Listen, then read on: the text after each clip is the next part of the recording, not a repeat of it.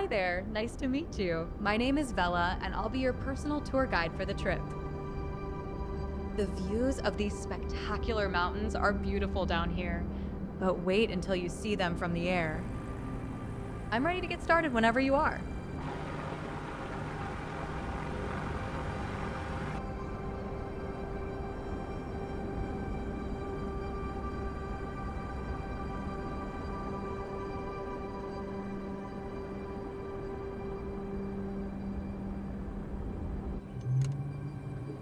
All set.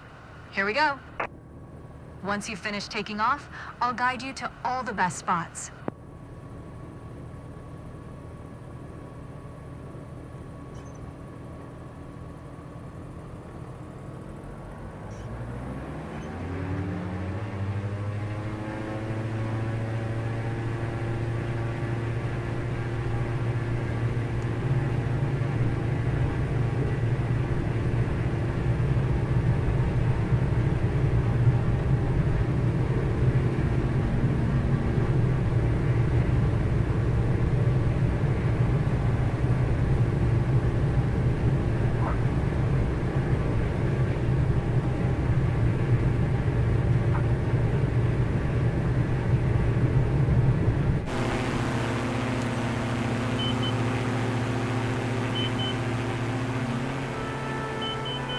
Did you know that Jackson Hole Airport is the only commercial airport in the U.S. located inside a national park?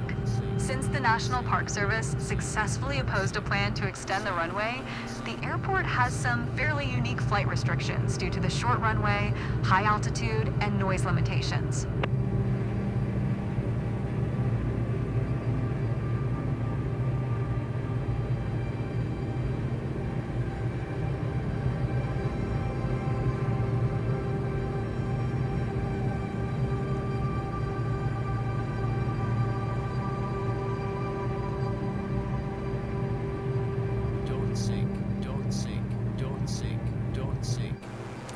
Now that we're in a cruise, we should make our way to the historic Mormon Row District, the first landmark on our tour. Just follow the markers like we planned. Grand Teton National Park is named after Grand Teton, the tallest mountain in the Teton Range. At approximately 485 square miles, or 1,300 kilometers, the park includes the major peaks of the 40-mile-long Teton Range, as well as most of the northern sections of the valley, known as Jackson Hole. The human history of the Grand Teton region dates back at least 11,000 years. The Jackson Hole Valley climate at that time was colder and more alpine than the one found today, and the first humans were migratory hunter-gatherers spending summer months in Jackson Hole and wintering in the valleys west of the Teton Range. In the early 19th century, the first European settlers encountered the Eastern Shoshone people. Between 1810 and 1840, the region attracted fur trading companies that vied for control of the lucrative beaver pelt trade.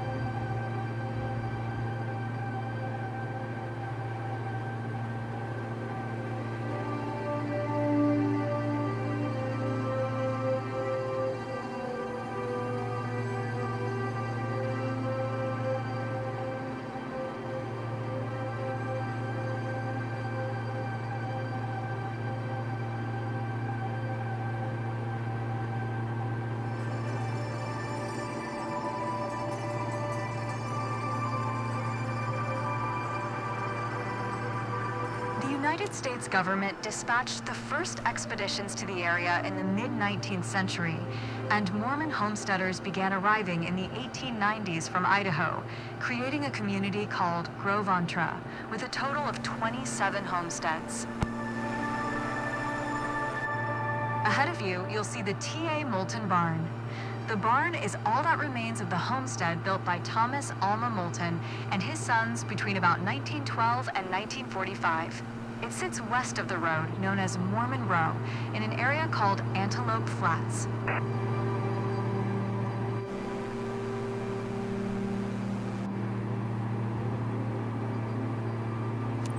now lying within Grand Teton National Park.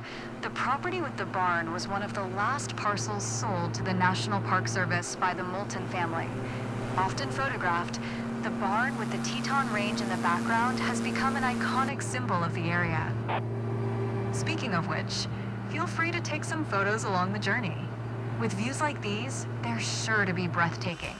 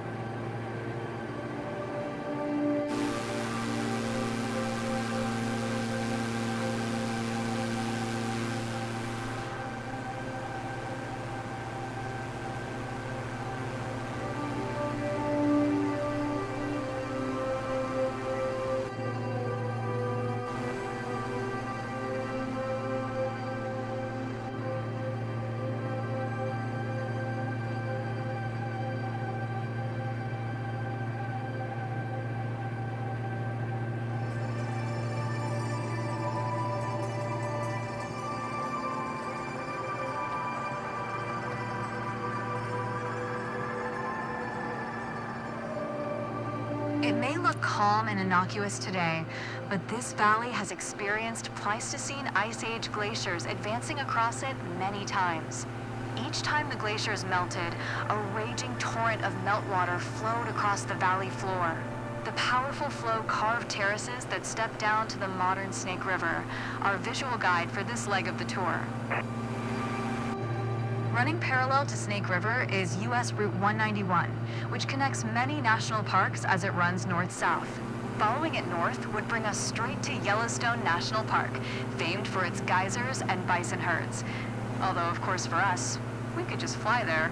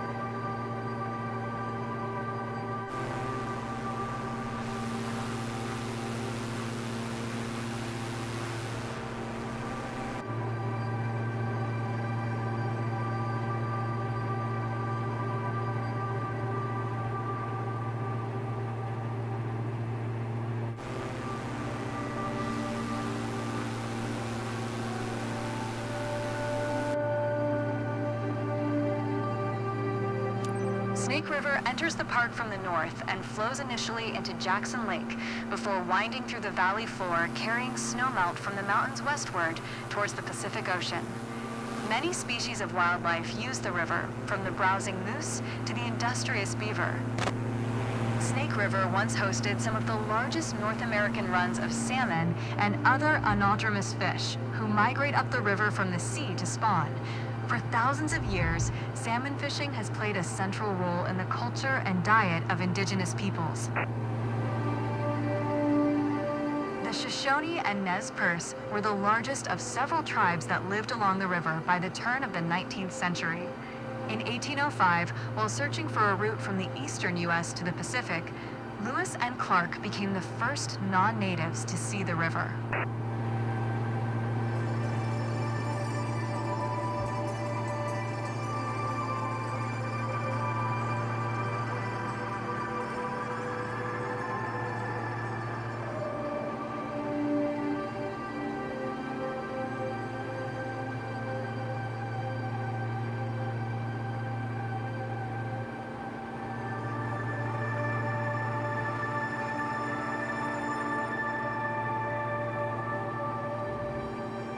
Jackson Lake Dam is a concrete and earth-filled dam that was created by damming the outlet of the natural glacial Jackson Lake.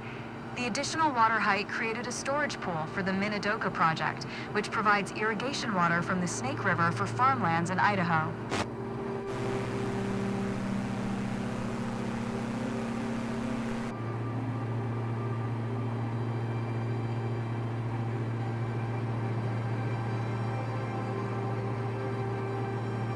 The first Jackson Lake Dam was a log crib dam constructed in 1906 and 1907 across the outlet of Jackson Lake.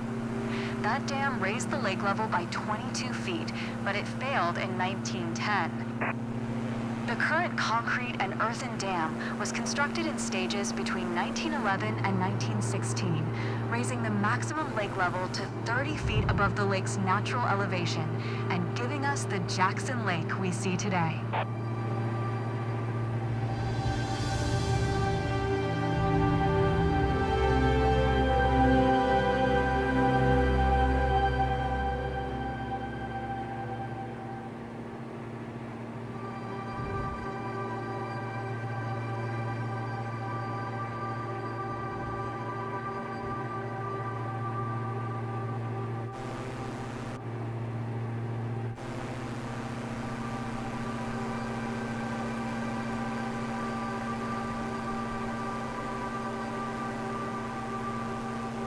Jackson Lake is the remnant of large glacial gouging from the neighboring Teton Range to the west and the Yellowstone Plateau to the north. The lake is primarily fed by the Snake River, which flows in from the north and empties at Jackson Lake Dam. It is one of the largest high-altitude lakes in the United States at an elevation of 6,772 feet above sea level. Located near the northern end of Jackson Lake is John D. Rockefeller Jr. Memorial Parkway, which extends to the south entrance of Yellowstone National Park. Along with surrounding national forests, these three protected areas constitute the almost 34,375 square mile, or 89,000 square kilometer, Greater Yellowstone ecosystem, one of the largest intact mid-latitude temperate ecosystems in the world.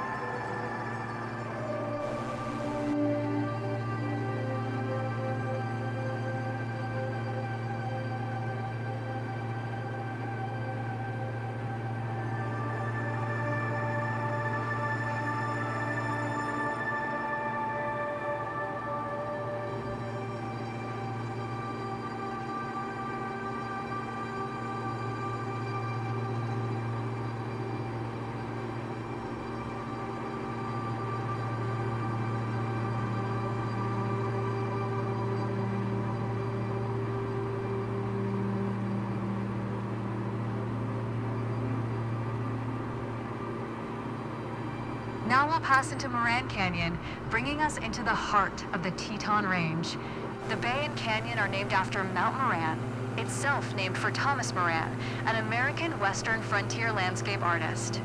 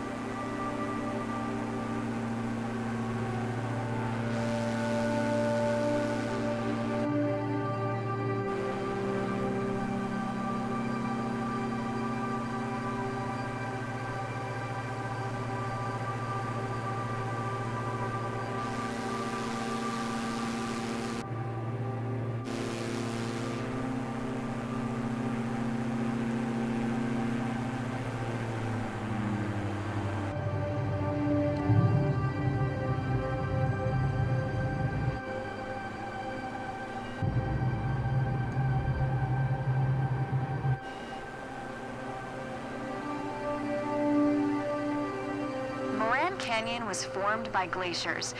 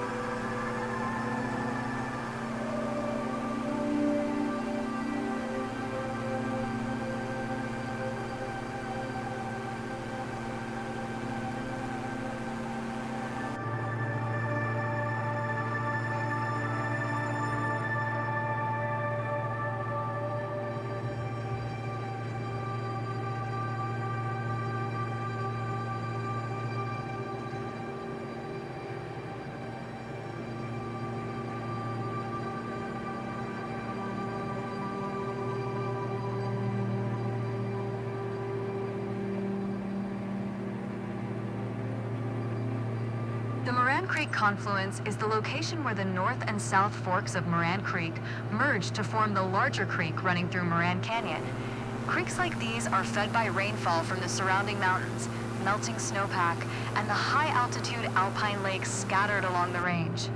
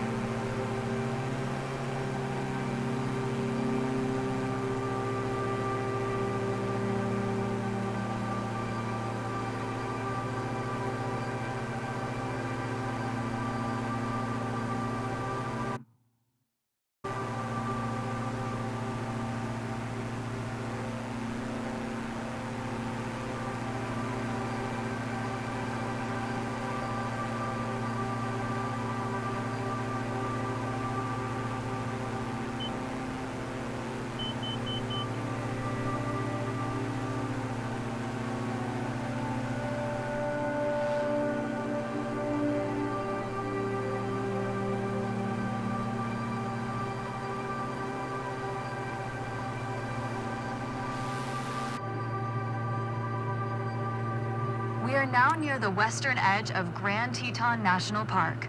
The mountain slopes to your right are part of the Jedediah Smith Wilderness, located within Caribou-Targhee National Forest, encompassing the western slopes of the Teton Range.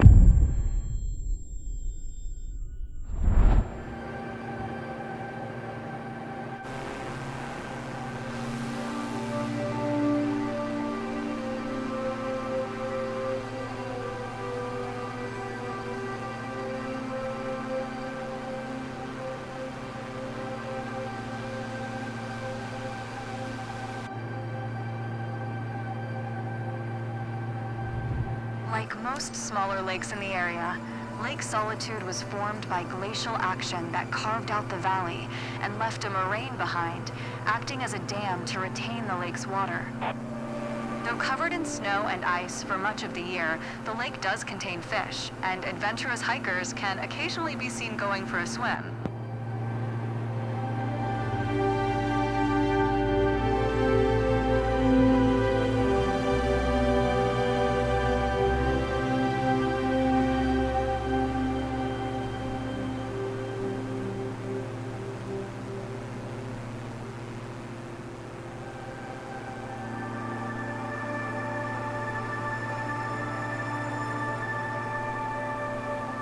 We've arrived at the Cathedral Group, the tallest collection of mountains in the Teton Range, formed over millennia by multiple glacial cycles.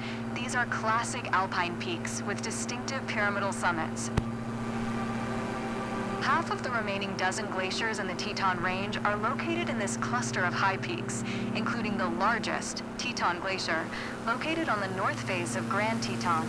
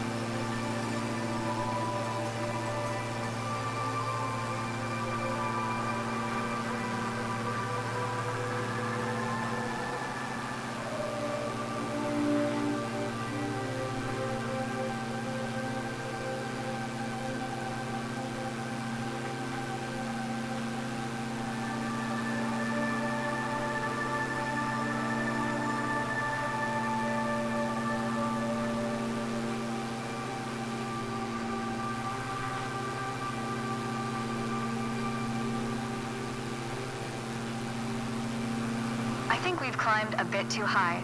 The details are hard to see from up here.